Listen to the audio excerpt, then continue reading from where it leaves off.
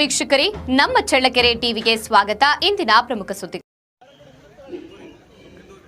ಅನಾರೋಗ್ಯದಿಂದ ನಿಧನರಾದ ರಾಜ್ಯ ಸಚಿವ ಡಿ. ಸುಧಾಕರ್ ಅವರ ಪಾರ್ಥಿವ ಶರೀರಕ್ಕೆ ಅಂತಿಮ ನಮನ ಸಲ್ಲಿಸಲು ಸಾರ್ವಜನಿಕರು, ಅಭಿಮಾನಿಗಳು ಹಾಗೂ ವಿವಿಧ ರಾಜಕೀಯ ಮುಖಂಡರು ಭಾರೀ ಸಂಖ್ಯೆಯಲ್ಲಿ ಆಗಮಿಸುವ ದೃಶ್ಯ ಮನಕಲುಕುತ್ತಿತ್ತು.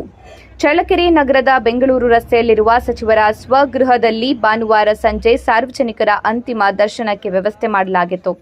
ಹಿರಿಯೂರು ಕ್ಷೇತ್ರದ ಜನರಿಗೆ ಅಂತಿಮ ದರ್ಶನ ಕಲ್ಪಿಸಿದ ಬಳಿಕ ಸಂಜೆ ಸುಮಾರು 7 ಗಂಟೆ ವೇಳೆಗೆ ಪಾರ್ಥಿವ ಶರೀರವನ್ನು ಚಳ್ಳಕೆರೆಯ ಸ್ವಗೃಹಕ್ಕೆ ತರಲಾಯಿತು.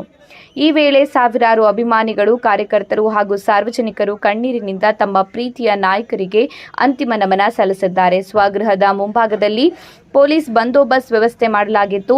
ಜನರು ಸರದಿ ಸಾಲಿನಲ್ಲಿ ನಿಂತು ಅಂತಿಮ ದರ್ಶನ ಪಡೆದರು.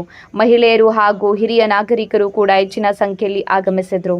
ಬಡವರ ಬಂಧು ಜನನಾಯಕ ಸುಧಾಕರ್ ಅಮರರಾಗಲಿ ಎಂಬ ಸ್ಮರಣೆಗಳು ಕೇಳಿಬರ್ತಾ ಇದ್ವು.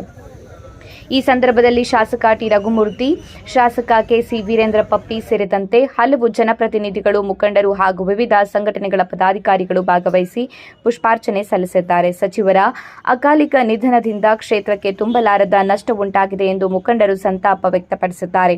ಸಚಿವ ಡಿ. ಸುಧಾಕರ್ ಅವರು ಜನಸಾಮಾನ್ಯರ ಸಮಸ್ಯೆಗಳಿಗೆ ಸ್ಪಂದಿಸುತ್ತಿದ್ದ ಜನನಾಯಕರೆಂದು ಅಭಿಮಾನಿಗಳು ಸ್ಮರಿಸಿದ್ದಾರೆ. ಅವರ ನಿಧನ ಸುದ್ದಿ ತಿಳಿಯುತ್ತಿದ್ದಂತೆ ಜಿಲ್ಲೆಯಾದ್ಯಂತ ದುಃಖದ ವಾತಾವರಣ ನಿರ್ಮಾಣವಾಗಿದೆ.